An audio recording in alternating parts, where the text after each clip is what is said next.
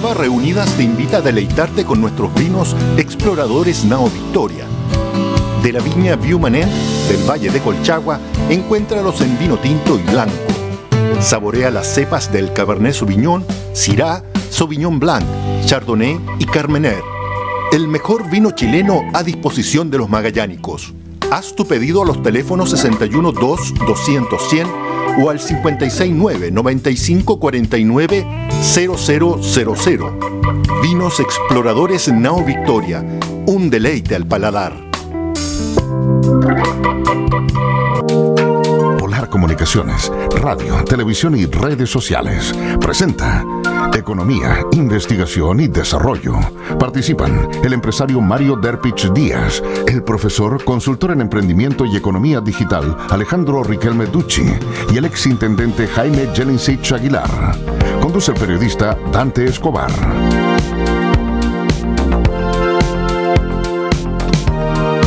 Buenas noches, estimados auditores de Polar Comunicaciones. Soy Dante Escobar y esto es Economía, Investigación y Desarrollo. Y ya estamos junto al panel estable. Alejandro, Jaime, Mario, buenas noches. Hola, buenas noches. Buenas noches. Buenas noches. Bien, comenzamos a entrar en materia. En algunos minutos va a ingresar a esta conversación el exintendente Jorge Fríes para conversar respecto de lo que es el presupuesto regional acá en Magallanes.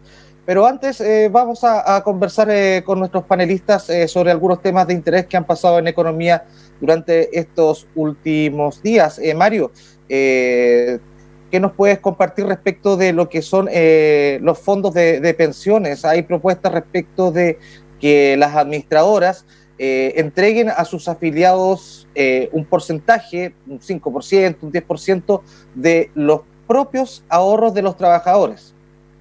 Sí, me parece que sería vital. Me parece que sería vital por varias razones. La primera, porque yo creo que el Estado no tiene la cantidad de dinero que se necesita en este minuto. Y la administradora de fondos de pensiones es un lugar donde nosotros, los afiliados, hemos puesto nuestros ahorros. Entonces, cuando tú tienes una necesidad, ¿dónde recurres? Recurres al lugar donde tienes tus ahorros. Los ahorros son míos. La administradora de fondos de pensiones, como su nombre lo indica, es una administradora. Y así como se hizo una ley, la ley se puede cambiar, ¿cierto? Hoy por hoy, tú te encuentras con la paradoja de que dice, no pueden entregar ni el 5, ni el 8, ni el 10%. Pero ellos como administradora sí te pueden informar de que perdieron un 10%. Y te dicen, no, porque teníamos invertido nosotros en la bolsa de Shanghai y se perdió un 7%. Entonces yo digo lo siguiente, si nosotros somos los dueños de esos recursos, ¿yo qué es lo que quiero hacer? Yo lo que quiero es retirar un 10% de mi capital. Es mi capital. La administradora me lo administra. Y como yo lo estoy retirando, ¿cierto? Yo debo ser, como afiliado, el dueño de la decisión. Y si hay una ley que lo impide, bueno, hay que cambiar la ley. Sencillo, ¿cierto? Porque de otra manera no van a alcanzar los fondos. Estos fondos son nuestros, no estamos pidiendo nada prestado, estamos pidiendo que nos entreguen una parte de los fondos que por años hemos puesto en la administradora. Así es que respecto a ese tema, pucha, mis parabienes para todos los que están detrás de esta idea de recuperar nuestros fondos. Que eso quede claro, los fondos no son de la administradora administra los fondos, los recursos son nuestros, por eso se llama cuenta de capitalización individual, ¿ya? No es un fondo de retiro programado, no. Este es capitalización individual, donde cada uno tiene su cuenta, cada uno tiene sus ahorros, esperando algún día pensionarse, pero ¿de qué te sirve pensionarte cuando ya no estás? Así es que esa es mi posición Dante, y también para toda la gente que nos está escuchando, quiero dejar muy claro que esto es algo serio, algo objetivo, porque los recursos son nuestros, que no nos cambien de idea, ni políticos, ni economistas, ni administradores de fondos de pensiones. Los fondos son nuestros, y así como existen vendedores, ¿cierto?, que te quieren cambiar de repente de una administradora a otra, bueno, en este caso, lo que nosotros queremos como afiliado es retirar un 10% del dinero que ahí tenemos. Esa sería, bien, Alejandro, mi opinión. Por favor. Alejandro, disculpa, un segundo ahí, se confunde un poco con el desfase de repente del no te Zoom. preocupes. Quería saber si tú querías comentar al respecto o tienes también otras situaciones que han sucedido durante la semana que quieras comentar. Sí, efectivamente yo no comparto el retiro de los fondos, salvo que sea en un porcentaje muy mínimo. Debemos entender que esos fondos de pensiones son independientes cuál sea el sistema que lo administre, creo que no es una discusión de ahora. Son los fondos que vamos a utilizar una vez que nosotros nos hayamos jubilado, ¿ya? Capaz que lo que podríamos tocar es el porcentaje, ese monto que se encuentra hoy día invertido en el extranjero. Yo creo que un gran porcentaje, cerca del 40% de los montos que hoy día están en la AFP, o sea, nuestro ahorro, están invertidos en empresas en Europa, Estados Unidos, etcétera, etcétera. Creo que este es el momento de repatriar esos fondos y disminuir el porcentaje de fondos que permite la superintendencia invertir en empresas extranjeras, y eso implicaría ingresar una cantidad de recursos que hoy día son muy necesarios para la economía chilena. Así que más que retirar los fondos, yo vería el 40% de nuestros fondos que están hoy día subsidiando un montón de empresas en el extranjero que hoy día no nos van a aportar mucho a la economía chilena. Así que yo repatriaría esos fondos y disminuiría al mínimo el porcentaje que tiene la posibilidad de invertir en el extranjero. Lo que para mí es una excelente noticia, y creo que lo comentamos en la reunión, en el programa anterior, es el tema del nuevo presupuesto base cero. Para que entienda la gente qué significa eso. Significa que hoy día no se da por hecho, no se hace más un copy-paste del presupuesto anterior y sobre ese se hacen pequeñas diferencias.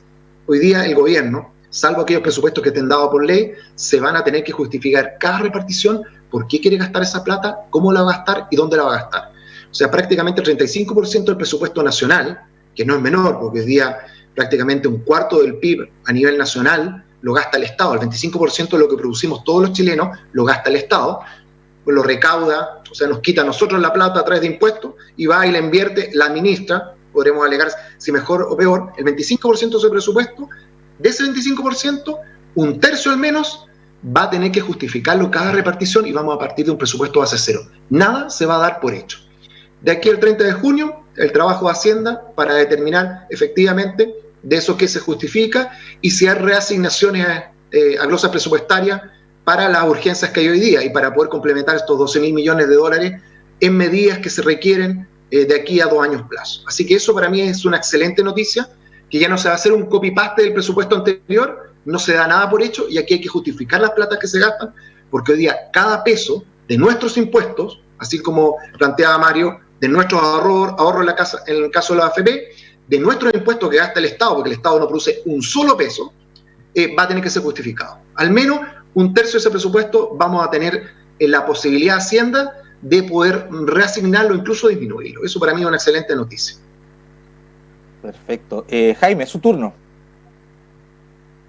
A ver, yo estoy muy de acuerdo en que hay que sacar el 10% de la AFP por 2 razones. Primero, porque necesita inyectar una cantidad de recursos. Una cosa es sostener las empresas, una cosa es darle recursos a la gente que hoy día para que se quede en sus casas, sostenga la pandemia, mantener el empleo.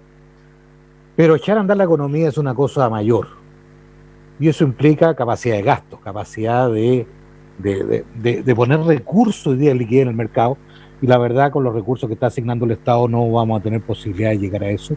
Me parece muy importante la posibilidad de hacerlo a través de la decisión por parte de permitir que uno pueda sacar el 10%. Y segundo, hay 2 o 3 razones que me parece necesario agregar. Uno, lo que planteó Mario me parece central, la verdad es nuestra. Hoy día, independiente del crédito FOGAPE, si yo voy a la banca, la misma banca que obtiene recursos de la AFP a tasa de menos del 3%, me otorga un crédito a más del 10%. Para eso, mejor que yo me entreguen los recursos, yo vea cómo los repongo o pago o en la recuperación de mis recursos, en el fondo que es la plata mía, antes que pase por un tercero, que se lucran de mayor manera que incluso que los fondos de mi AFP, porque la verdad lo que hacen las administradoras de fondos de pensiones, la mayoría de hecho, ellos es un chiste. Nos hacen compartir las pérdidas, ellos no comparten las pérdidas, solo nos notifican y ahora con la última modificación tampoco nos podemos cambiar de fondo si no le avisamos con 30 días de anticipación y resguardan su patrimonio y no están resguardando el patrimonio de los afiliados. Por lo tanto, a mí me parece, desde un punto de vista solo de hecho y por el derecho a propiedad, que deberíamos tener acceso por lo menos a un 10% de los recursos de la AFP. Fórmulas se pueden buscar para recuperar eso. Aparte con las pensiones que hoy día se dan, sacar el 10% y la diferencia que va a tener en la jubilación va a ser marginal. Eso en lo general. Y en lo particular, creo que hay varios temas que me preocupan y lo voy a mencionar, esto por el mismo gremio que estoy. La verdad que llevamos varios meses, hay muchos anuncios de instrumentales que se va a apoyar y hasta ahora no vemos ni un resultado. Hay muchas empresas en esta región que todavía no tienen autorización para funcionar, hay mucha gente que depende de esas empresas y hoy día no hay ninguna ayuda, a excepción de lo que uno se pueda conseguir o endeudarse o hoy día conseguirse recursos en la banca, no hay ninguna otra alternativa.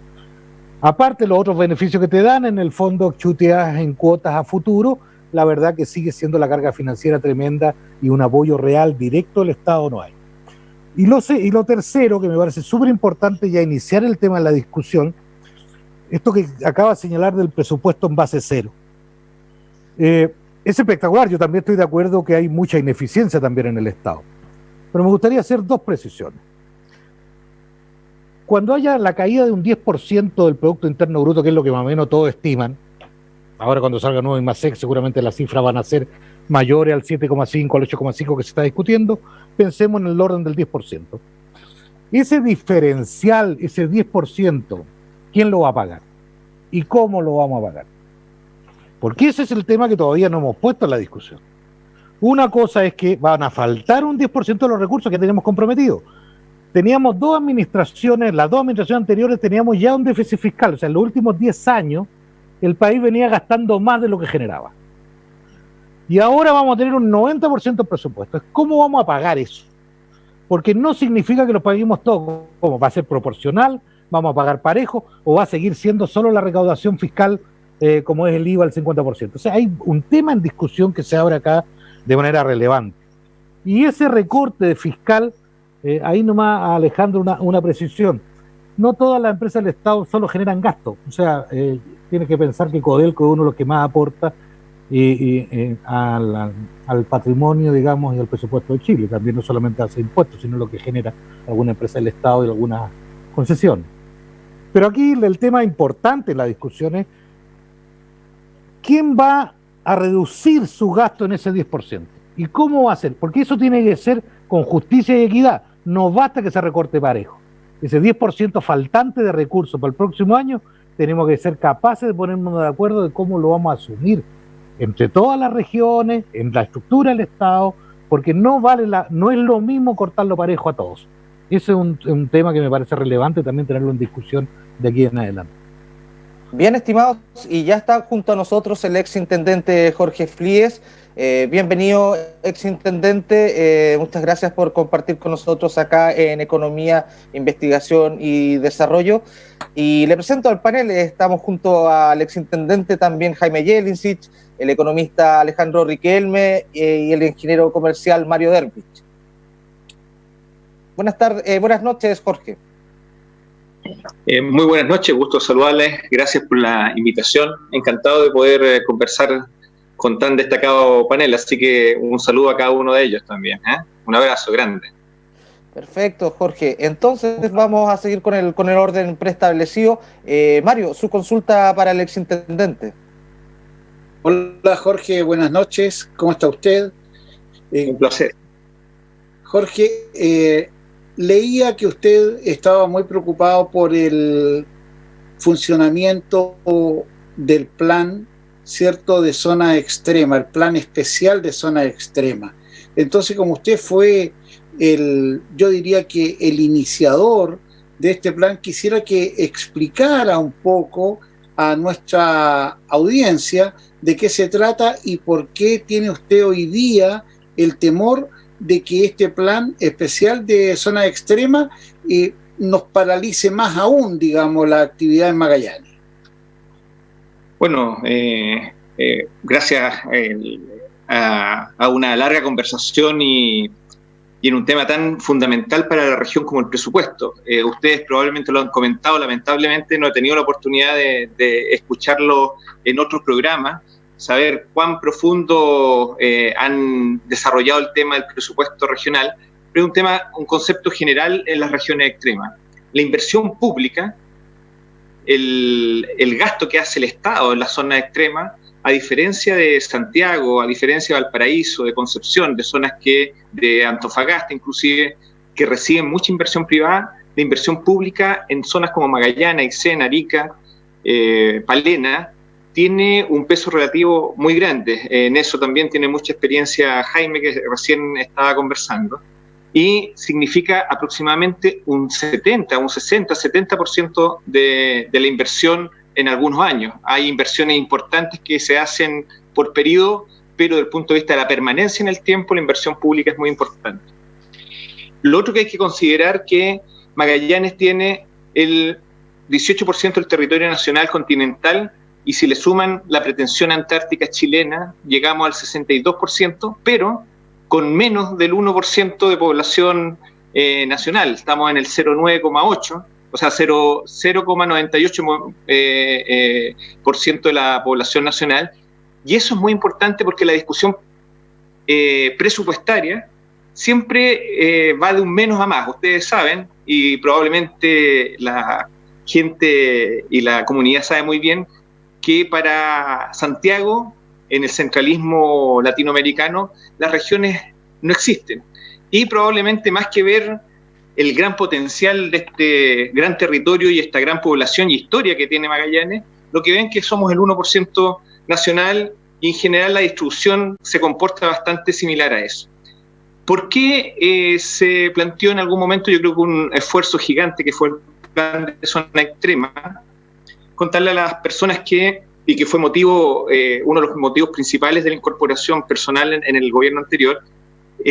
En el programa había un capítulo especial, el programa de gobierno, para destinar presupuesto para las zonas más aisladas o más lejanas al centro del país, pero que involucraba tres cosas. Una decisión política, decir, sabe que vamos a hacer una inversión más allá de lo que significan poblacionalmente, sino que desarrollarla. Una, decisión política. Dos, presupuesto. Y cuando digo presupuesto, es identificar recursos que hoy día duplican el FNR que tenemos. Prácticamente la mitad del FNR está en una glosa que se llama Plan Especial de Zonas Extremas, la mitad del presupuesto. Y tercero, que era un tema fundamental, cambiar la metodología.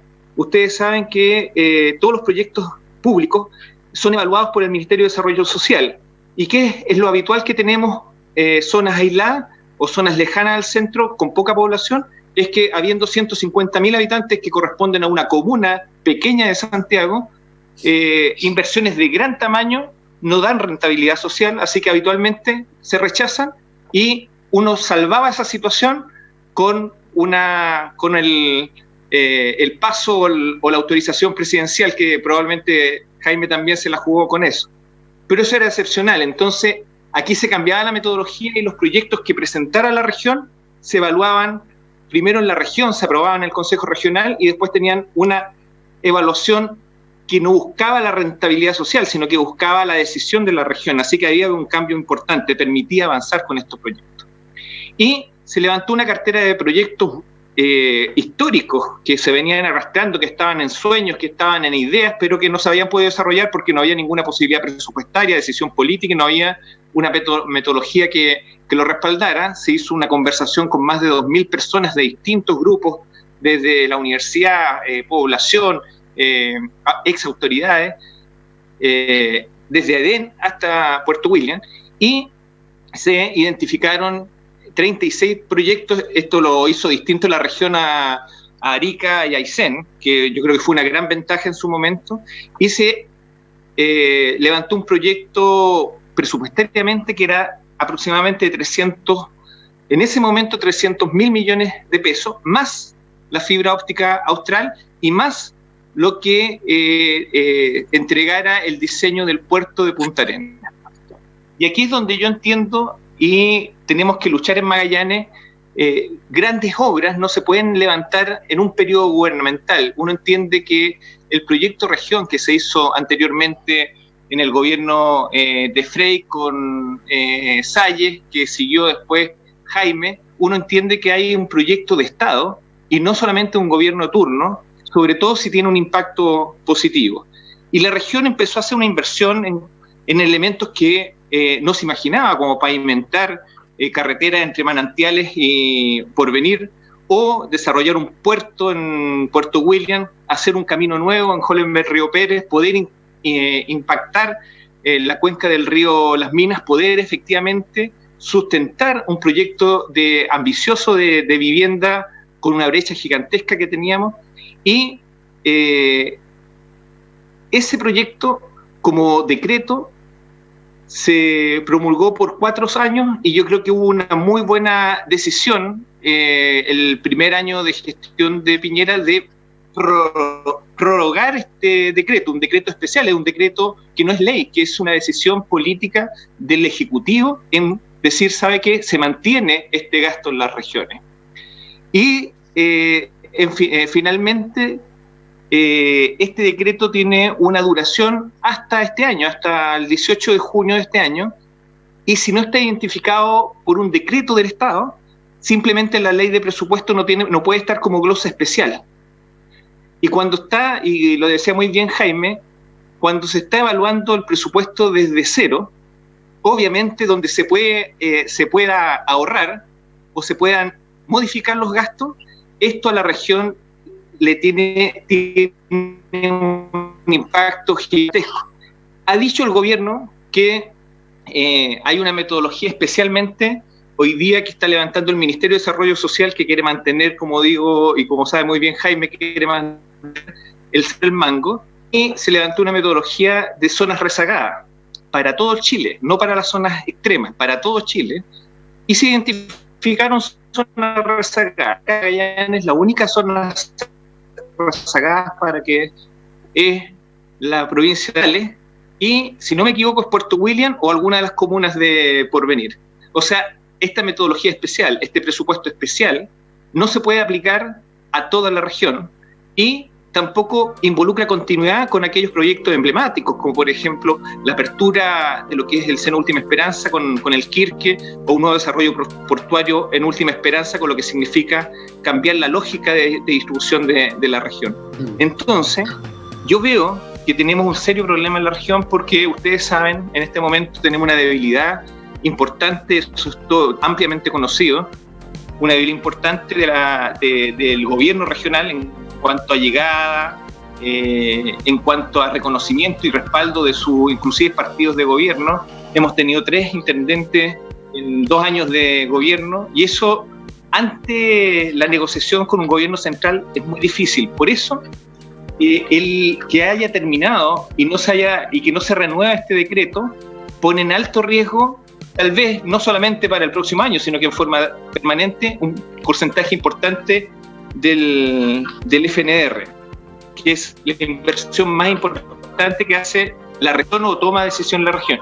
Y un detalle, y eso también lo podemos conversar con ustedes, el FNDR apalanca o trae o sirve para hacer convenios de programación. Si uno identifica con el plan de zona extrema y el FNDR proyectos importantes de infraestructura, llega a acuerdo con obras públicas, llega a acuerdo con vivienda, llega a acuerdo con salud, llega a acuerdo con economía para traer más recursos a la región. Y eso es lo que hizo también el plan de zona extrema. Duplicó el gasto en vivienda, duplicó el gasto en salud y duplicó el gasto en obras públicas.